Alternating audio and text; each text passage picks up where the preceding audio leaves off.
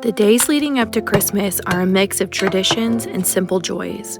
From baking cozy comfort foods to crafting thoughtful, last-minute gifts, every moment feels like its own celebration. Join us in our little cottage as we embrace both the work and the wonder of these festive days.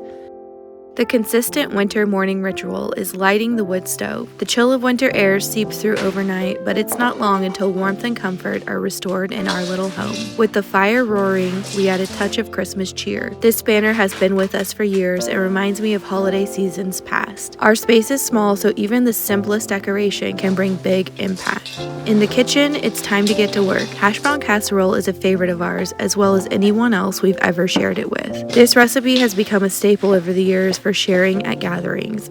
This is usually how meal prep goes for us. One of us makes a double batch of something, which for two people often means many meals.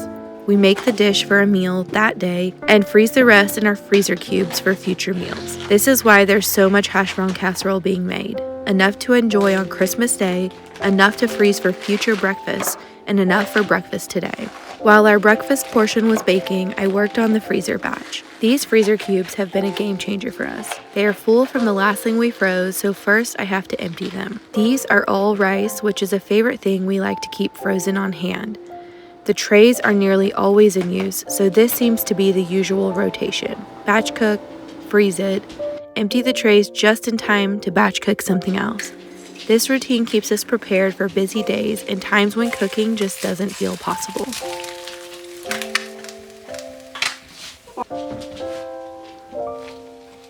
Finally, it's time to eat breakfast and take a moment before the busy day ahead. It has been very cold and gray outside, but inside, our cottage is warm and cozy.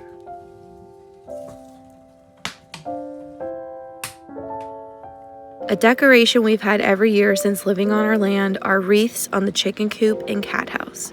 Long before we were able to decorate anything inside, we made the animal areas look festive. We've been meaning to make bows for the wreaths this year, and even though it's only a few days until Christmas, we still wanted to complete this little project. This is an area we see right from our kitchen window, so it's nice to see the holiday cheer out here too.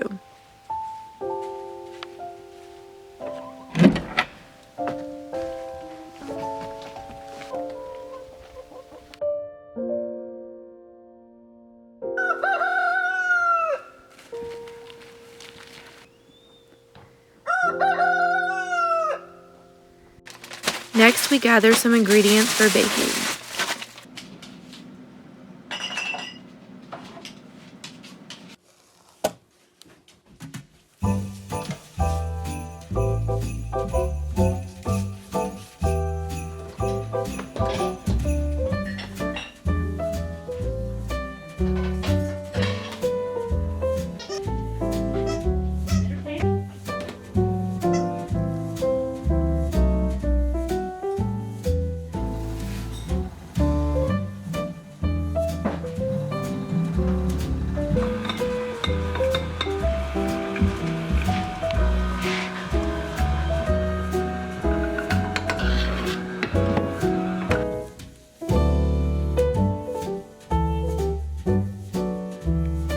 We are baking some cozy treats for gifts and are happy to be using some frozen shredded zucchini from our garden last summer, eggs from the chickens, and some applesauce that we canned from apples from a neighbor.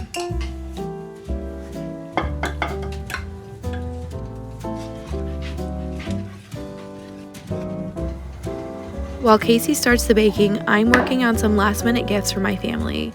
Today I'm sewing a dot bag, which I've now made 13 of this year. They're such a practical and personal gift, and I even made little labels to show they were hand-sewn. If you're looking for more DIY gift ideas, we've got a blog post with 20 ideas that are simple and quick to make, even at the last minute. You can find that at heywanderer.com.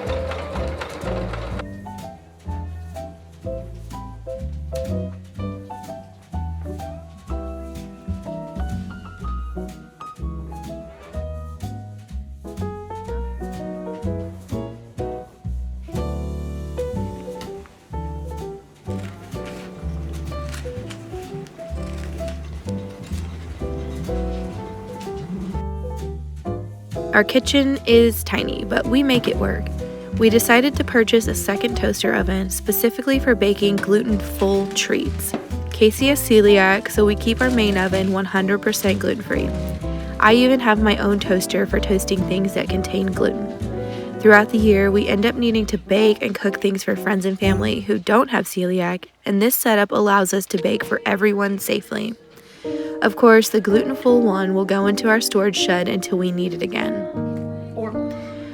Most of the day was spent just like this, sewing and baking, baking and sewing. The scent of baked goods filled the air. Among them were zucchini bread, alfajores, and Christmas bark made in both white and dark chocolate versions, and a gluten-free one too.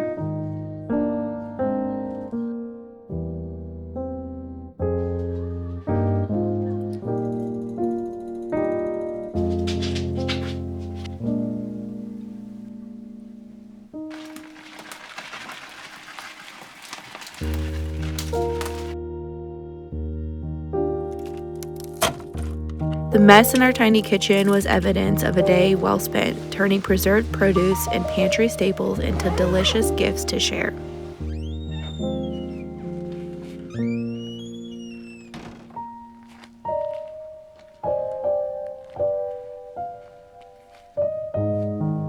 As the day comes to a close, we each start our nightly routines, which means a trip to the outdoor bathroom. This is something that a lot of people can't imagine having to deal with, but it's just something that is part of our off-grid life right now.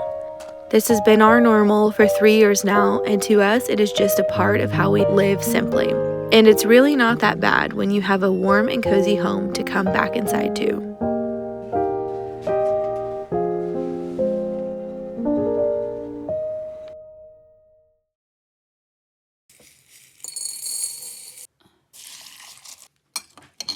After a full day of Christmas baking and gift making, a slow morning was just the thing. A bowl of granola that we made last week started the day off right. Our baked goods from the previous day were cooled and assembled and were ready to be carefully packaged. Some of these are being sent across the country to share with loved ones far away.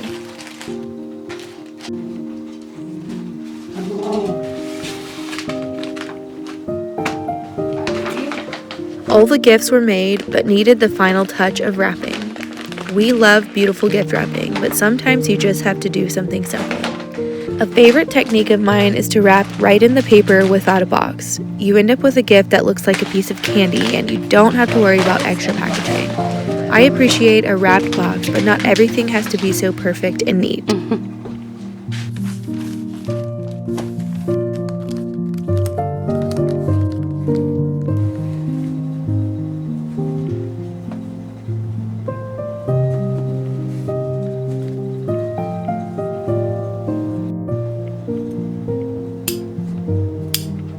About this time, we were feeling accomplished after completing all of our projects.